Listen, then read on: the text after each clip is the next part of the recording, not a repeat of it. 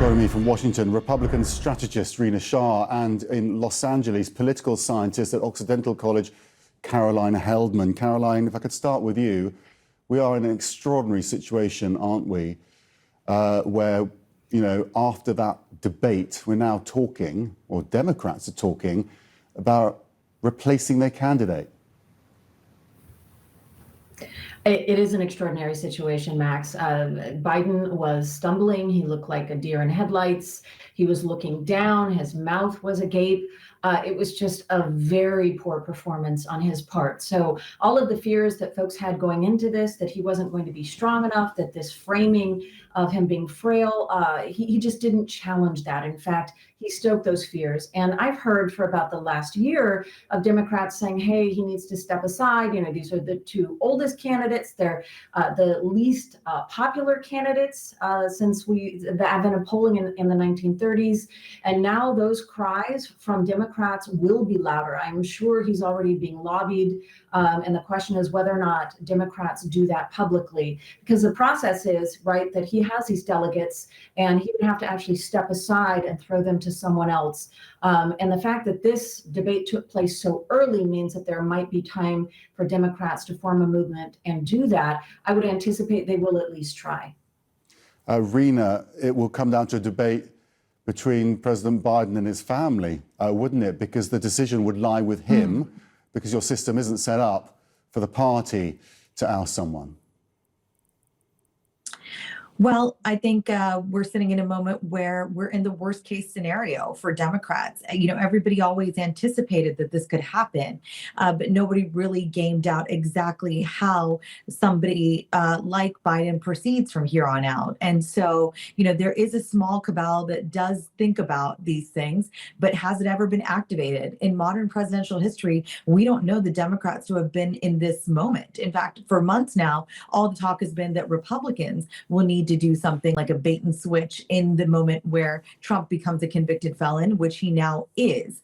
But still, it seems that after last night, the onus really is on the Democrats. I don't know that it would be the family so much as truly the Democrat Party leadership beyond Biden and Harris to be able to want to be the ones to say, we want to put up someone else. There is a lot of time still before Democrats convene in August for them to do so. There's also this window of time, as I've understood it, for Democrat leadership to do also a replacement of the nominee in the aftermath of the Democrats' convention. For Republicans, it's a bit different. But again, the calls are not coming from the Republican side. It seems entirely that it's not impractical to replace Biden because Republicans will not stop. The calls will be relentless about him being too infirm to even finish his time in the White House for this term.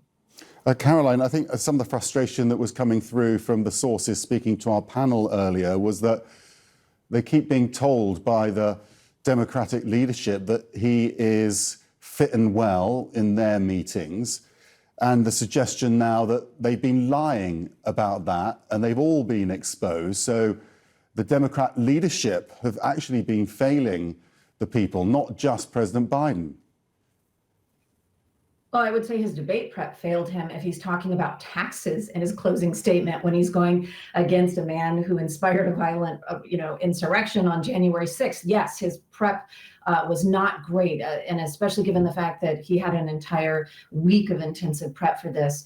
The last time we really saw him speak publicly in this sort of a forum, he actually went dark branded, right, at the State of the Union, and he did exactly what he needed to do. So, and what he was saying tonight, when his policy points got through, there was no cognitive decline. There were issues with communication. And so if it's just on policy and the issues, Biden was clearly the person who was the most articulate in his positions in this debate. I mean, Donald Trump, when he was in the White House, he lied, according to the Washington Post, 30,573 times over 4 years. And I was reminded tonight how easily the lies just slip off his tongue. So if it was a matter of substance, Biden took it. But if it's a matter of style, which that's what debates are truly about, we really don't remember the issues.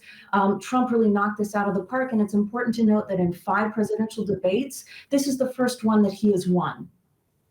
Rina, that I mean, our fact checkers are saying there were clearly some lies coming from Trump as well. So that feels undeniable. But he got away with them because Biden, couldn't get past a lot of his presentation to challenge Trump on those lies. And a lot of people a lot of the analysts are saying that on substance, Biden won, but it basically didn't matter because he didn't challenge Trump and he didn't achieve the one job that was expected of him, which was to show that he was strong enough to continue. Well, I certainly didn't expect probably the first lie of the night to come from President Biden, where he said that he hadn't lost any members of the military in his time in office. I mean, are we forgetting the pullout from Afghanistan? That is where Trump nailed him continually. The deaths of 13 service members were not mentioned by Biden. And I think there was a moment in which I think everybody felt, how can this continue? It was a tough debate to watch when Trump brought out lie after lie. And Biden at times couldn't even finish a sentence, felt confused at moments because of how he worded things. I just think on its face, what we saw was truly Biden bringing a knife to a gunfight. I hate to use that cliche there, but it couldn't apply more. I mean, this is a situation where you've got a former president who chose to take a certain direction with that debate last night when he saw what he was up against. Trump chose to use lies in the place of substantive policy points.